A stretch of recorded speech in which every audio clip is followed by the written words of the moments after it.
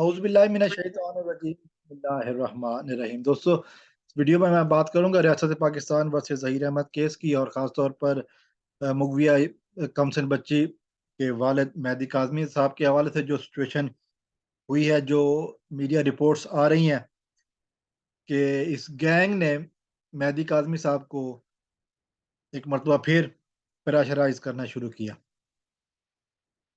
जो खबरें हैं कि पहले हम जानते हैं कि पहले इन्होंने मेहदी साहब को धमकियाँ दी, उसके बाद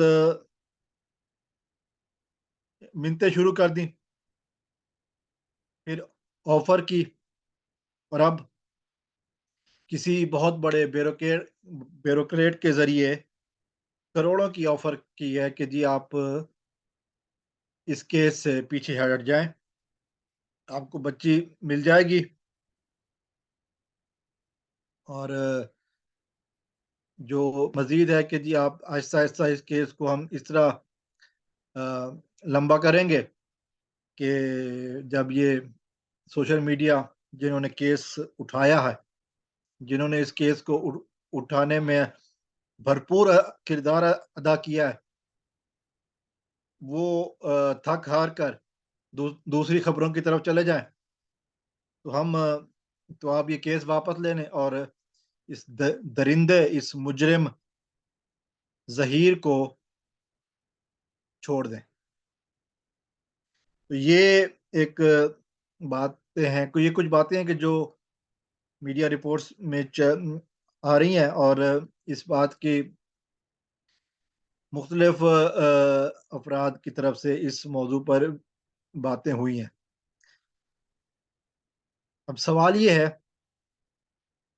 जो सोचने की बात है, ये इस गैंग के अफराद ने कहा था कि हम गरीब लोग हैं,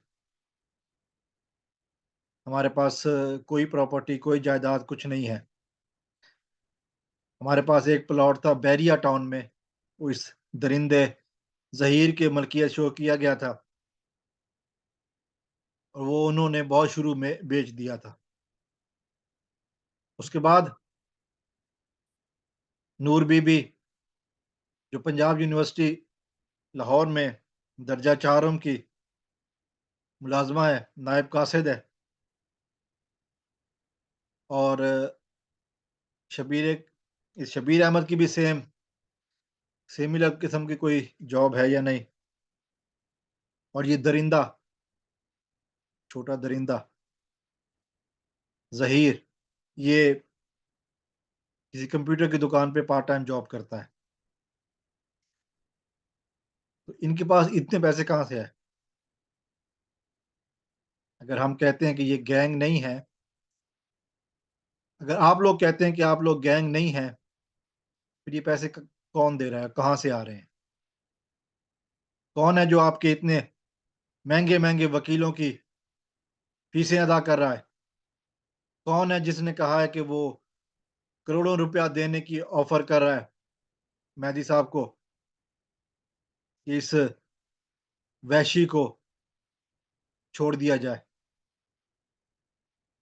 सोचने की बातें हैं। और फिर मेहदी साहब का फ़ैसला, वो आजकल का वाला फ़ैसला नहीं है। उन्होंने बहुत पहले से मीडिया पे बताया हुआ और एक दफ़ा नहीं, कई मर्तबा उन्होंने इस बात को दोहराया है, रिपीट किया है। उनके अक्सर इंटरव्यूज़ में ये बात जब उनसे भी पूछी गई ये बात, तो उन्होंने एक ही बात कही, मसला सिर्फ़ एक दुआ ज़ारा का नहीं है, एक बेटी का नहीं है, मसला पाकिस्तान की हर उस बेटी का है, जो इस गिरोह और इस जैसे और गिरोह की लपेट में आने वाली थी। उन्होंने कहा है कि जी मैं किसी किस्म का कंप्रोमाइज़ नहीं करूँगा, मैं इन दरिंदों को कैफ़र किरदार तक पहुँचा कर रहूँगा। हम जानते हैं 2 दिन पहले एक और सिमिलर केस था उम्मे हानी का, जिसमें बार्गेन हुई, कुछ बातें अभी तक सामने नहीं आई हैं, जिसके तहत वो वालदैन के घर गई है और यही कुछ इस गैंग की सोशल मीडिया की जो हेड है, ज़ुनैरा माम, उसने अपने यूट्यूब की कम्युनिटी पोस्ट में लगाई है कि जी अगर ये सुलह कर सकते हैं तो इस दरिंदे ज़हीर के साथ क्यों नहीं? उसकी मामलात अभी तक सामने नहीं आए, लेकिन ये गैंग उस जैसा नहीं है। ये गैंग सज़ा का हकदार है और इसको सज़ा ज़रूर मिलेगी, और ये बात मेहदी साहब ने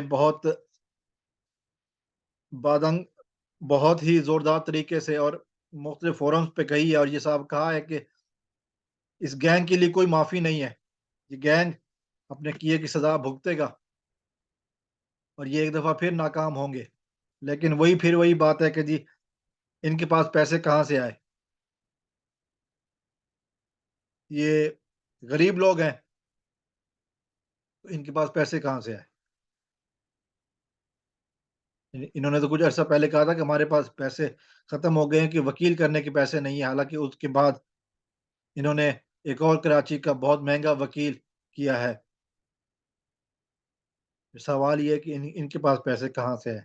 ये गैंग नहीं है तो फिर इनके पास पैसे कहाँ से आए? कौन है जो इनकी फंडिंग कर रहा है? सोचने की बात है।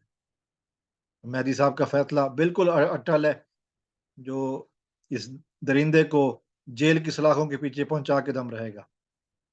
अस्सलाम वालेकुम।